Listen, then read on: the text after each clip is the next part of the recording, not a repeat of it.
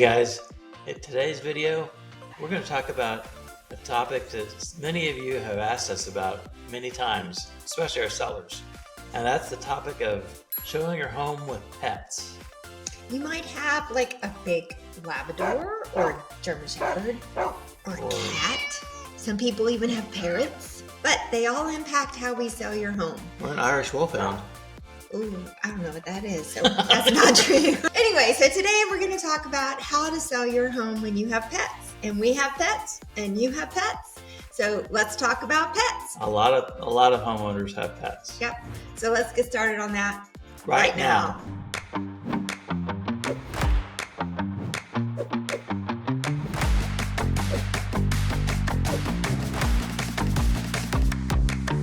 If this is your first time in our town, welcome. Please remember to subscribe and tap the bell, and you'll be the first to receive notifications of the changing market and updated videos coming your way. Guys, we're a growing channel and we really would appreciate the subscribe. Doesn't take a lot of time and it'll help us a lot. So we're Brian and Brenda Jones, the proud owners of Lone Star Home Realty, and we get calls from people just like you every single day. So whether you're moving in 3 days or 3 months or 9 months, it doesn't really matter. Just give us a call and let us know how we can help you. All of our information is in the box below. You can call us, you can email us, you can even sign up for a Zoom. Zoom is great. Whatever is easiest for you, we are here to help you make a smooth move to the San Antonio area. Let's talk about pets. Let's do it. All right, let's get started. So we have pets. We have 4 pets in the house right now. I almost said 3, but we have 4 now. We have 3 dogs and a cat, which some of you, if you've been watching our videos, have seen in the background pets, yes. Here and there. So we have one mid-sized dog and 2 small yappy dogs and a furry cat. And the furry cat and the mid-sized dog shed like crazy. It's crazy how much they shed.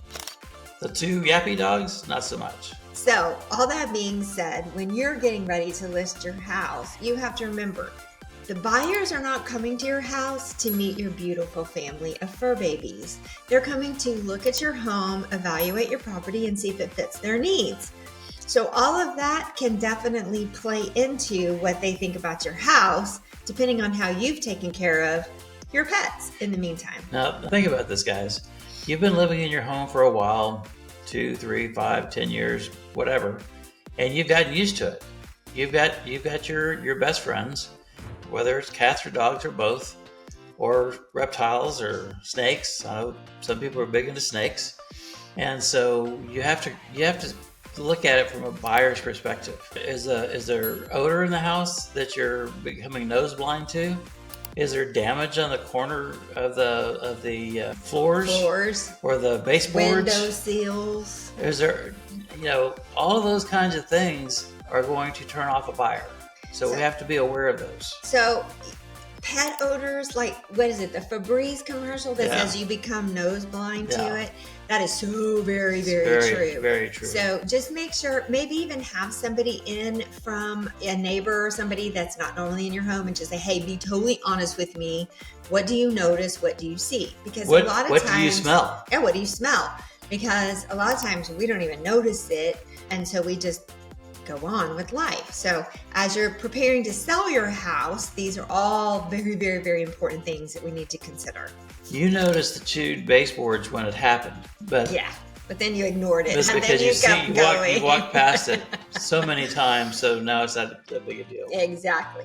So preparing your home for sale, there's some things that you can do, especially with having pets in the house. And one is to deep clean everything. Everything. I mean, you don't realize where your cat lays. Or in our case, our beautiful dog PJ, who sheds like crazy, jumps up on the couch or on the chair. Well, she doesn't just leave hair on the surface. Guys, it's tucked in. It's tucked in the sides. So make sure that you, like, when you're cleaning or you have somebody clean, make sure you're cleaning in every crevice, because everything they leave behind will leave an odor. Or better yet, hire a professional.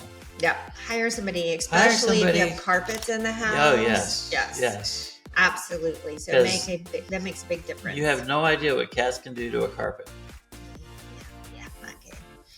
Well, Nasty. dogs too, not just cats. Okay, so neutralizing odors. The first thing, and we as your agent, as your selling agent, we're going to walk in your home, and I promise you I have a very, very sensitive nose. Brian makes fun of me all the time, but I will notice things most people will not. So first thing I'm going to say is we got to take care of this odor. There's been times when we walked into a house and the pungent odor hits me, and I look back at Brenda, she's on the floor. Not that bad, but yeah.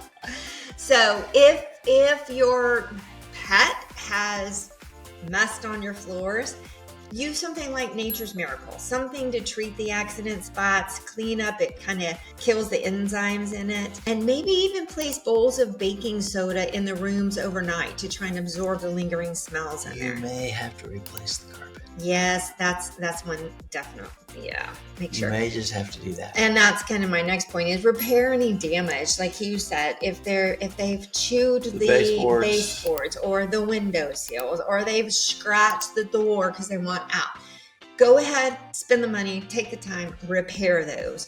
Even check your blinds. A lot of times they're going to bite and chew on the blinds or scratch them. Now think about it. The baseboard is chewed, and it may cost, I don't know, the baseboard, $30-$50 to replace it. Depends on how much is damaged. And, well, just to replace the whole thing, and to sand it, repaint it, and everything else, $50. Let's just say $100.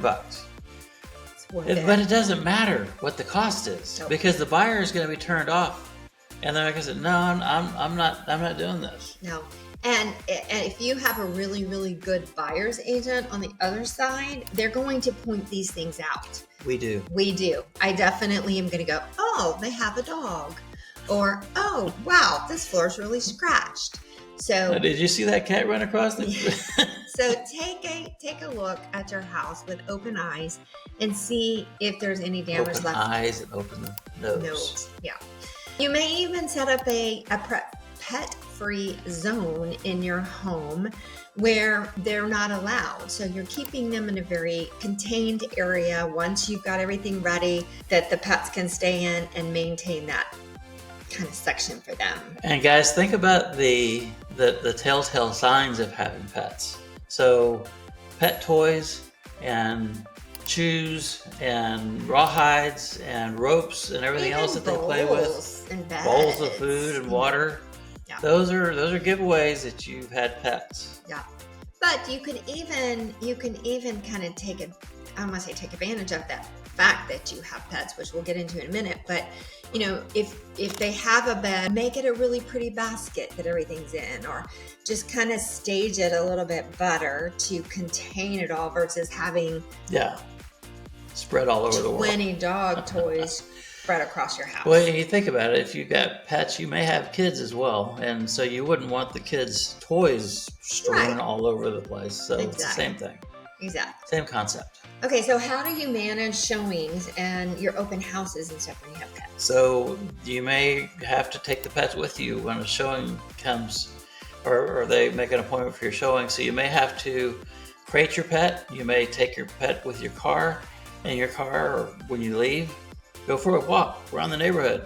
We highly recommend, if you have dogs, to remove the dogs during the showing. I know that's not always possible, but that is our recommendation. Especially the giants. Yeah. Cats are a little bit different because majority of the time the cats are going to hide during showings, so that's okay as long as the cat litter box doesn't stink to high heaven. Most of the time cats are fine because they're going to hide during the showings anyway. The cats will hide, but they can't hide their smell. Yeah, exactly. And be ready, because you may have a last minute showing, so you may want to have a bag that has your leashes and your Call it your go bag. Yeah, a bottle of water or a bowl of water, whatever, in a bag that when you have showing, you can just grab the bag, grab the dog, and walk out the door and be ready. That's what you call your go bag. Yeah.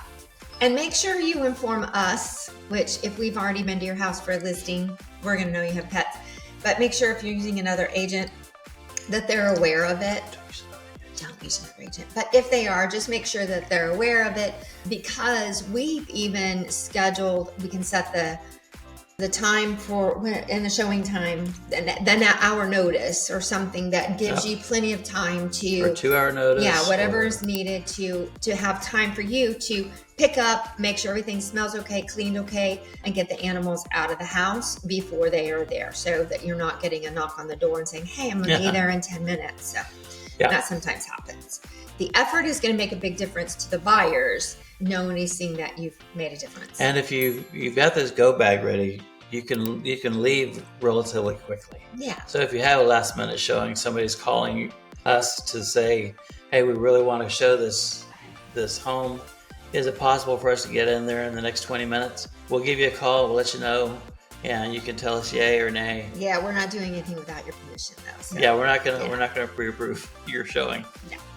But they're like you, like us, people love pets. So that can be something that's positive on your listing and your showing as well. So, but think about it, guys. If we love pets, obviously, because we have a few of them, and we go into homes all the time and we see pet damage. And if we see pet damage, we're also going to be kind of thinking, well, what's the rest of the house like? Is there unseen damage that hasn't been repaired as well because you didn't take the time to repair the pet damage? So that's always something to think about. But in what we're talking about right now, though, is talking about the positive side, selling to a pet lover. So if you have a large backyard, but it's fenced, that's perfect for pets. I mean, that's something that's going to be a highlight on your property if somebody has a dog that they need to be fenced in. And if you have luxury vinyl plank flooring, LVP flooring, that's very scratch resistant. Yeah. And so that's going to be highly desirable for a pet lover. And even stage your laundry room to where you have, put some hooks up on the wall and have a couple of leashes hanging there. Or, I know we're kind of contradicting ourselves of removing all evidence of animals, but if you have it to where it's appeasing to that lover without the smells, without the signs, but it's still a accommodation that could be good for a buyer, then that's cool. So, even, if you have a chalkboard in the laundry room that says, hey, Rover's favorite treats located here, or something crazy like that. Does anybody actually I don't know. Probably not. Name their dog Rover. I would say PJ, because y'all already know we have PJ. PJ's favorite treats are located here. And then just make sure if there is something crazy that the dogs have done, that we're transparent about that, especially in your seller's disclosure, anything crazy like that has happened. So just be transparent about what's happened on there. Okay, what about final tips and tricks? Anything else you can think about? Just keep your routine for your pets as normal as can be. I mean, you're getting ready to really upset the apple cart. So try and maintain as much of a routine as you can for your pets and not disrupt their life drastically. Totally, but it's going to be hard to do. But and just understand too, you're adding a lot of stress to your poor baby's life. So just be nice, be kind, be gentle, but just get them back into the routine as quickly as possible. And lean on us. Lean on your realtor for advice and opinions of what you need to do. Yeah, absolutely. Regarding pets. And I mean, we had a buyer one time, and the cats were in there. They had 2 cats, I think, 2 large cats. Yes. And it was just like, we went in, we gave them feedback, you need to really take care of the litter box. We went back in there for another reason, and I was like, guys, this litter box is not working. They actually went and bought a whole new litter box and changed their litter and changed what they're doing, their habits, and it made a huge difference. So we know pets are your family. We have no children, so they are our children. So we get it. We totally understand. And selling your house doesn't mean you're leaving them out of the whole scenario. You just have to know how to best handle them and best handle the situation and the strategies involved to make sure that you get the top dollar for your home, regardless if you have pets or not. That's right. So guys, thanks for watching. We really appreciate your taking the time to listen to this all the way to the end. And if you have any comments about pets, let us know what kind of pets you have. Yeah. We should have asked that earlier. Yeah. Do you have cats? Do you have dogs? Do you have snakes? Do you have ferrets? I mean, there's I knew a gerbils. guy that had a ferret one time. Yeah. So just comment below. Let us know what kind of pets you have and what deals you're working on with it. So Yeah, and subscribe to the channel, and we'll catch you on the next one. have a great day, y'all. Take care.